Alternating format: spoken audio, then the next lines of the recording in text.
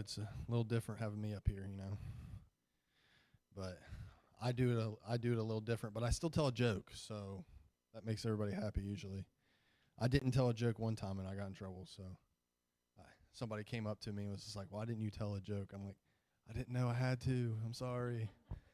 So now I search and search and search for a good joke, and I never find a good one. So I will tell you a joke. I'm telling you, if it's not funny, just fake it.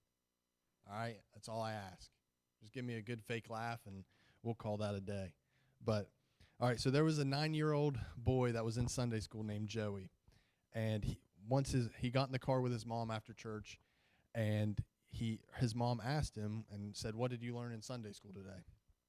So he looked at his mom and just said, "Well, Mom, our teacher told us how God sent Moses behind enemy lines on a rescue mission to lead the Israelites out of Egypt.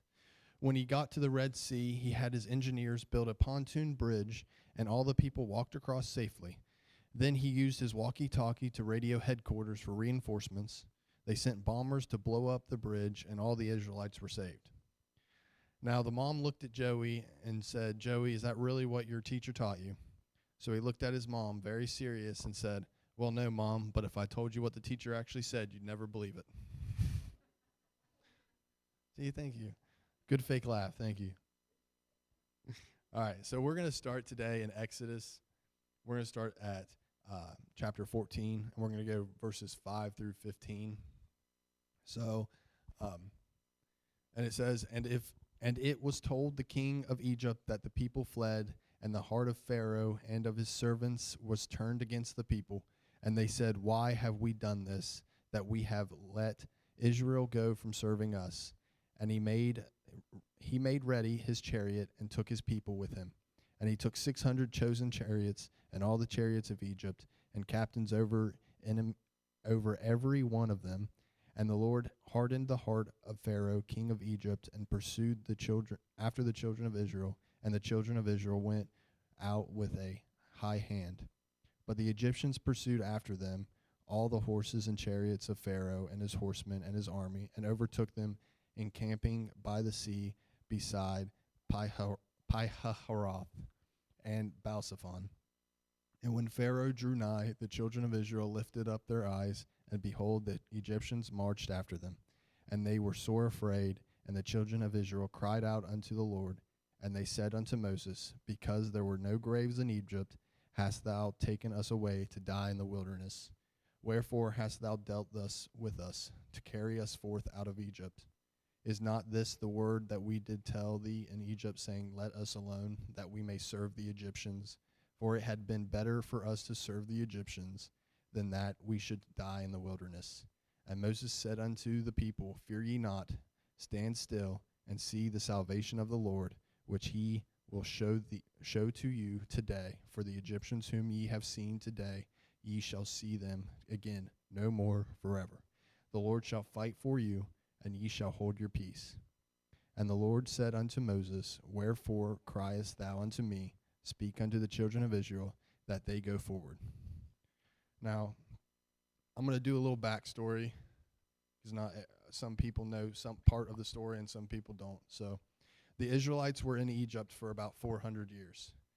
And that seems like a very long time, and that is a very long time. But after 400 years, God sent Moses to bring the Israelites out of Egypt. The Pharaoh would not allow them to just leave, so the Israelites watched as God did multiple plagues. The first plague, he turned the Nile River to blood, but Pharaoh said, "Make it stop, and I'll let them go." But then he changed his mind.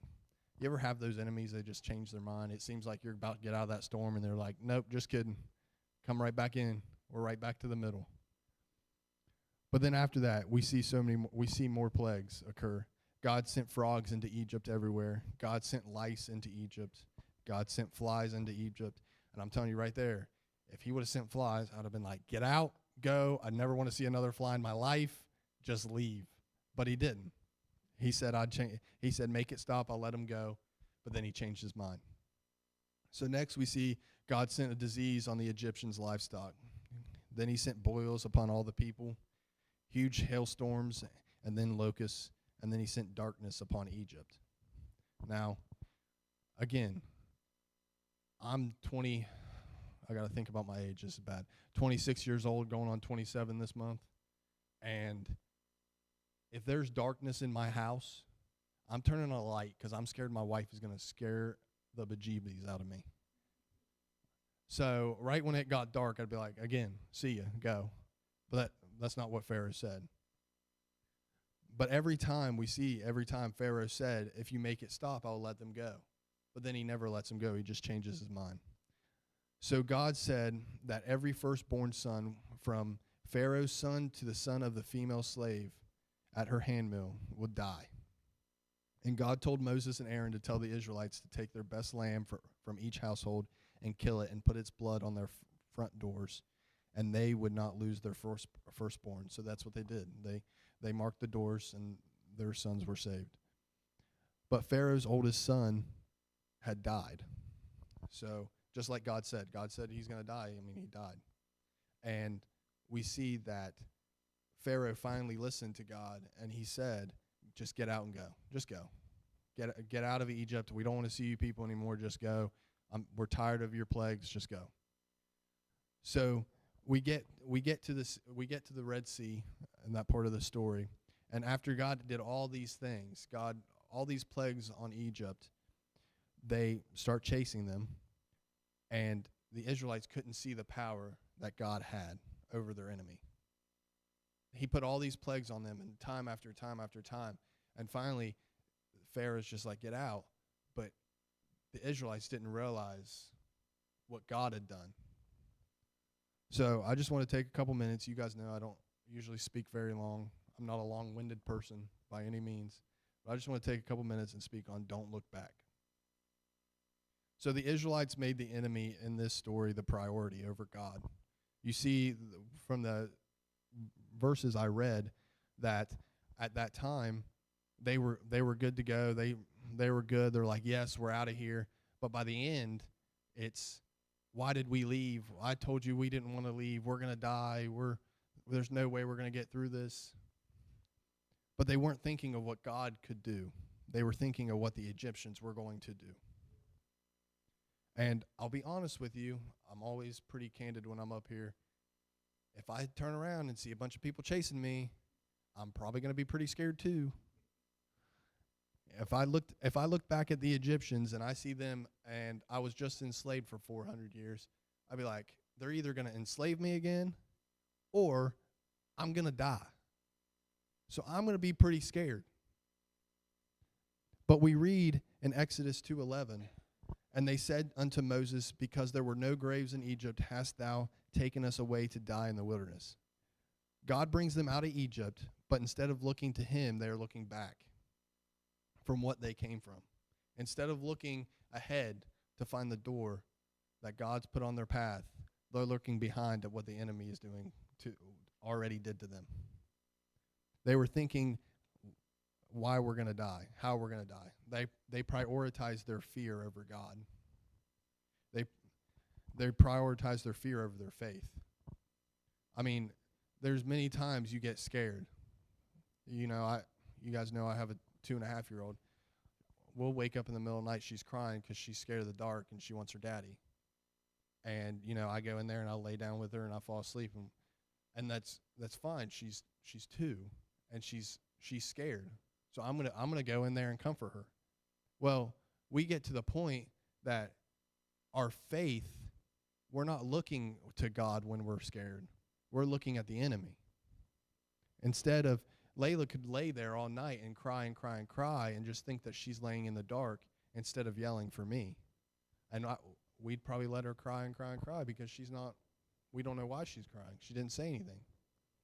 So we have to realize that instead of looking to the enemy, we need to look and say, God, I'm right here. I need you in my life. God has put many things in our path, but if you put God first, you can get through anything. You look at Philippians 4:13, I can do all things through Christ which strengthen me. Making God a priority means every day, not just today, not just on Sunday, and not just on Wednesday. Sunday 10 to 1 and Wednesday 7 to 9 isn't special. It's just a time frame.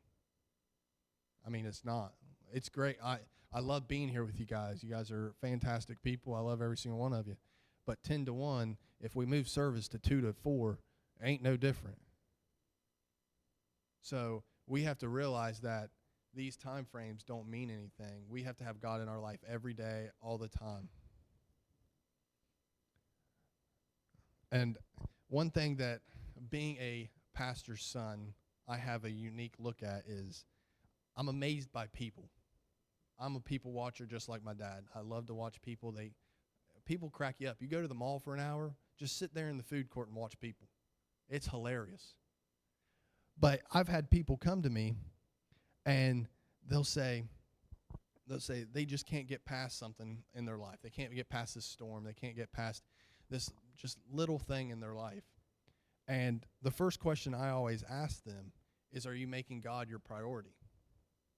Because if you're not making God your priority and you're focused on your problem, what are you looking at? You're looking at your problem. Is your mind fixed on God or your problem? You can't fix a problem when you're not trying to think of a solution. When you're at work, and I'm telling you, I work every day, and I have problems at work every day. And when you get to work and you have that, you wake up, you get on your computer, or you go to work, wherever you're at, you're staring at your problem, and you're looking at it, and you're going, man, I really can't fix this problem. But what are you thinking about right then? You're thinking about your problem. Instead of just staring at the problem, you got to look for a solution. If you're not looking for a solution, then it's just the problem's going to stay. There's no fix to the problem if you're just staring at it. When I first was called to preach, when I was 12 or 13, I think it was, I was scared out of my mind. The scariest thing in my life, ever. There's no doubt about it. But one thing I focused on was my fear. And one question I always asked myself every time I did anything was, how could I follow my dad in this? How could I do this after my dad did? Because my dad has done this he's been a pastor here since 2000, right, brother? 2000. How could I preach when I've seen my dad do it for so many years and how good he's done it?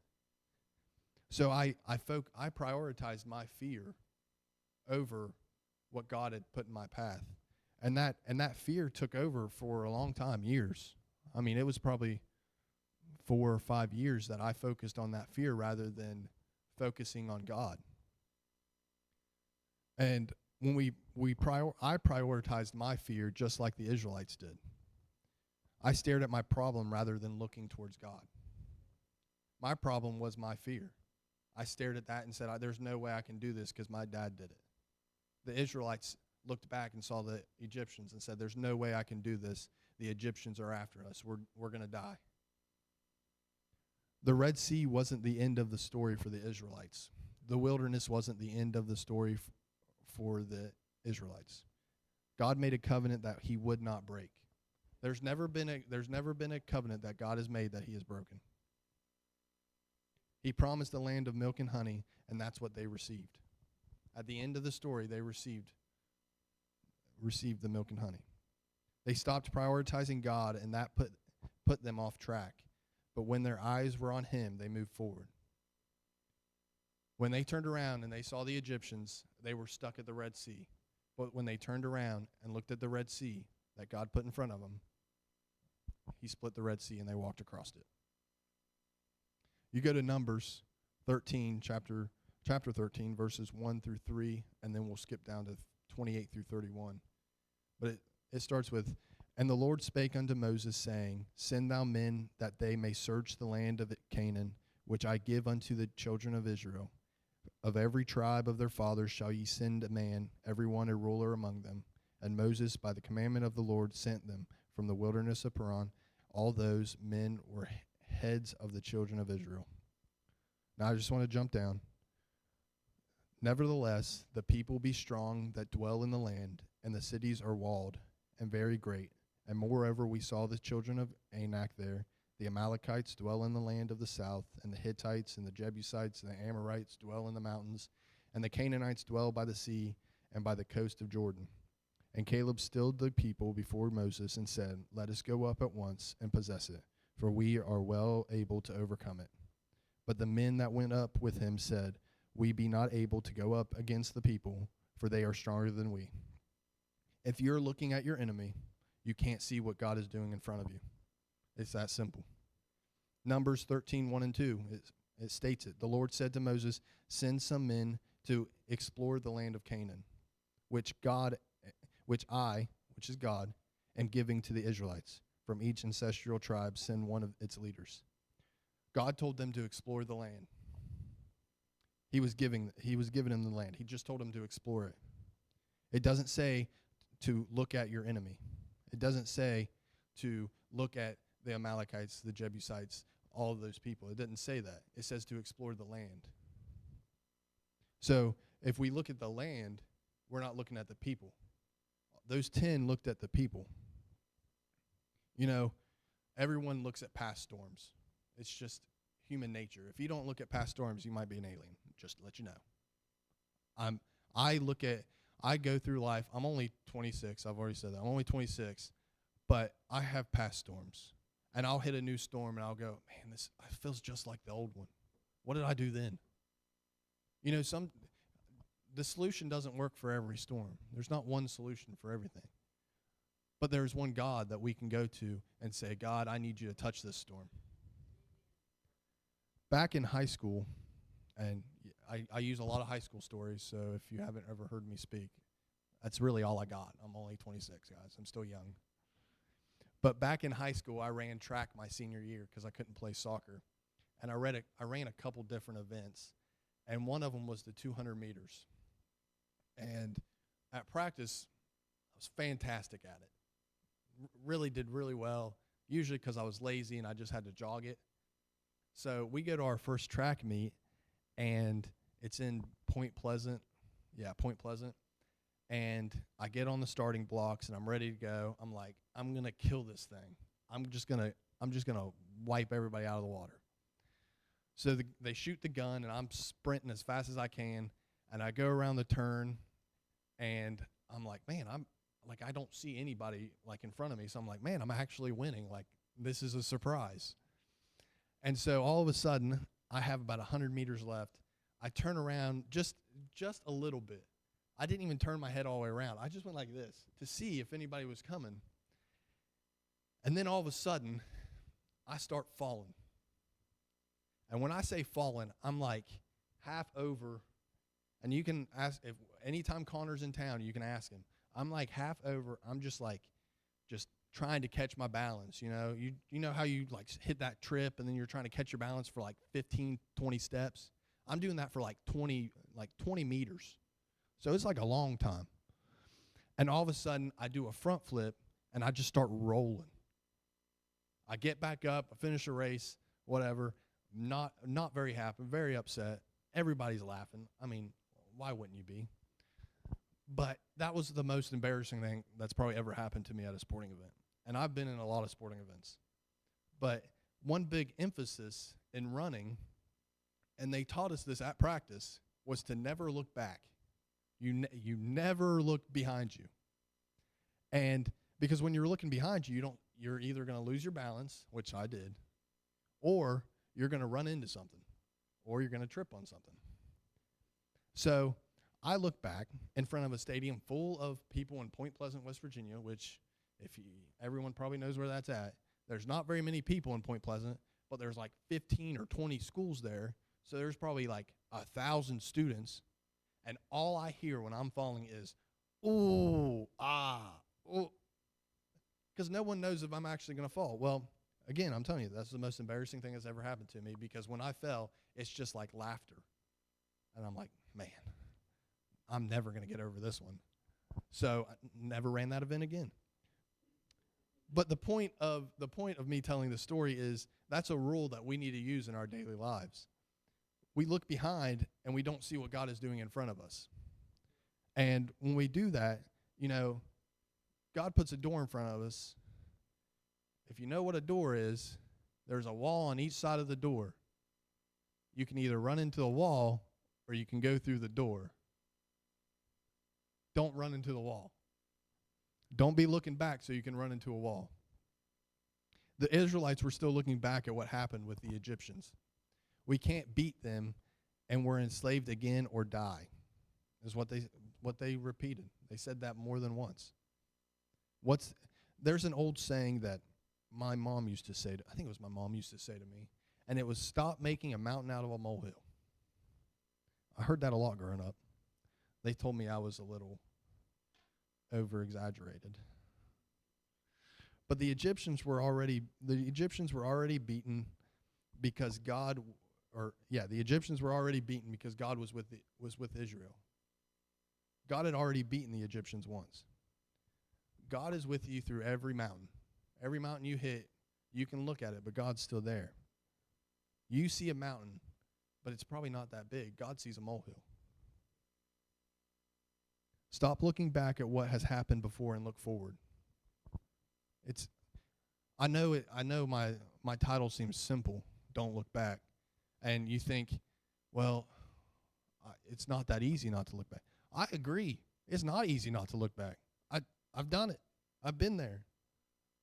When I was writing this, I was, oh my gosh, like, this is for me. But we have to realize that when we look back, we have made ourselves a disadvantage because we can fall on something that we don't even know is there. Those 10 spies were looking back at what happened to them before, being enslaved and not being freed. They were scared they were going to be enslaved again. But 2 men looked at what God had given them. Don't overlook what God is going to give you. The Israelites were looking behind and missed what was right in front of their face. The land was right there in front of them. God was giving it to them. But they couldn't forget what was behind them. At that track meet that night, I was more worried about getting caught, and it made me fall, than I was about getting to the finish line. We all know what the finish line is. We all want to get to heaven. That's the finish line. But we see in Exodus chapter 14, verse 12, it says, "Is not this the word that we did tell thee in Egypt, saying, Let us alone, that we may serve the Egyptians? For it had been better for us to serve the Egyptians than that we should die in the wilderness." You see that? Than that we should die in the wilderness. But then you go down to Numbers 14:2. "And all the children of Israel murmured against Moses and against Aaron, and the whole congregation said unto them, Would God that we had died in the land of Egypt, or would God we had died in this wilderness?" Twice they said that. The same exact thing. We could have just died in Egypt. We didn't have to come out here to die. 2 times the Israelites were looking behind. The first time God parted the Red Sea for them. But the second, they couldn't see because they were stuck looking back. They were stuck looking at Egypt. The saying, I know everybody's heard this saying, your past does not define you. The Israelites were not defined by Egypt. If you think of the Israelites, you don't think they were enslaved in Egypt for 400 and some years. That's not what you're thinking. They were defined for looking back. They looked back at the Red Sea. They looked back when they could have got into the promised land. You're not defined by your trials. A trial behind you is a trial behind you. You don't have to worry about a trial behind you. But you are defined if you're looking back. If you're looking behind, you're not looking forward. If you're looking at your sin that you've done in the past, your chains that that song, I'll mention it later, the Break Every Chain.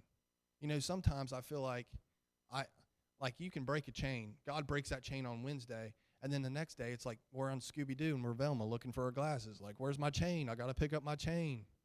Like, how am I supposed to do this without my chains? Because we're looking back. We're defining ourselves by that past. Past trials are just that. They're in the past. You don't have to worry about past trials. God has put you through those trials. You look in the past and you run into the wall. I've already said that.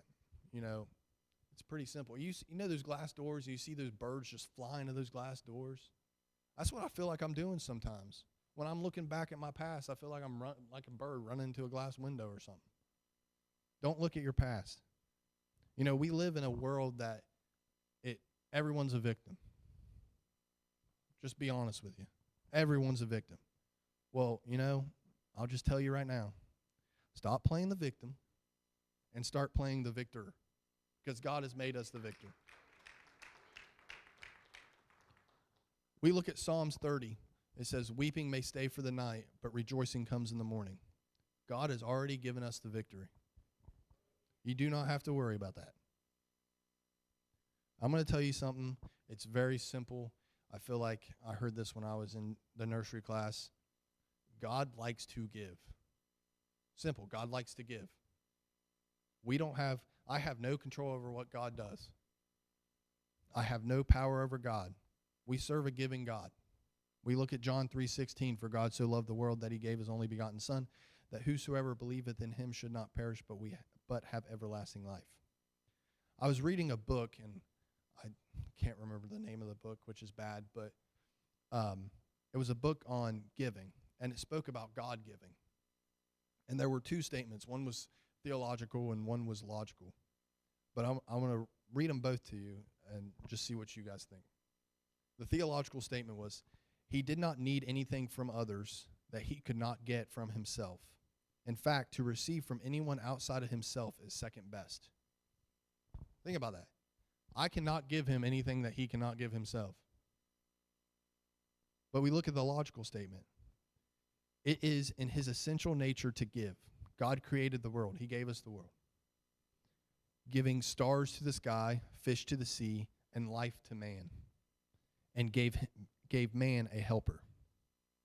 We serve a God that gives us the model for prayer. If you read through the Bible, you'll see the model for prayer. In that prayer, he provided us a time to bring our needs before him. He's given us a time to give us a chance to talk to him, to give us whatever our needs are, whatever we're going through. Every day brings a new issue for all of us. It's just, that's life. It might not be a trial, but it might be, something crazy. Your kid might be sick. I'll tell you, that's a trial in itself. But we see these trials, but, God's the same yesterday, today, and tomorrow. So we can still, every day we can take our issues before God. Keep your eyes forward because he will give you the help. Give. Matthew 7:7-8. Ask and it shall be given to you. Seek and ye shall find. Knock and it shall be opened unto you.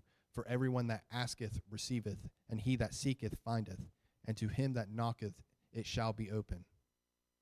There's no need to look at the enemy. He has given us the victory. On May 6, 1954, Roger Bannister became the first man in history to run a mile in less than 4 minutes. Within 2 months of him running this mile, a guy named John Landy eclipsed the record by 1.4 seconds. On August 7, 1954, the two met together for a historic race. As they moved into the last lap, Landy held the lead. It looked as if he would win, but as he neared the finish line, he was haunted with the one question: where is Bannister? As he turned to look, Bannister took the lead, and Landy, after the race, actually went and was talking to a Time magazine reporter, and he looked at the reporter and said, "If I hadn't looked back, I would have won." John Landy was afraid of how close Roger Bannister was to him that it caused him to lose the race. I mean, what are you going to do? He had beaten that guy by 1.4 seconds. He had to know he was close, so he got scared. So he has to find him because he needs to know if he has to pick up the speed or not. And as soon as he took one look, he's gone. John Landy was afraid of how close Roger was to him that it caused him to lose the race. His priority in that race was his competitor. It wasn't the finish line. He was more worried about beating Bannister than finishing the race. The enemy, the Egyptians, whatever storm, trial you're going through, they're not the victor. We serve the King of Kings. It's that simple. The Israelites played victim when God made them the victors. He has made us the victors today. But if we look at the enemy and not on God, we are making ourselves lose. We're making us lose the victory. We can do the same thing that John Landy did, look back and lose, or we can look forward on God. We can do the same thing that I did and look back and fall on our face. The world we live in simple terms, it's in turmoil. It's terrible. Every day, I wake up and worry about my family. I pray about my family every single day. And I believe we're in the last days. I truly believe that.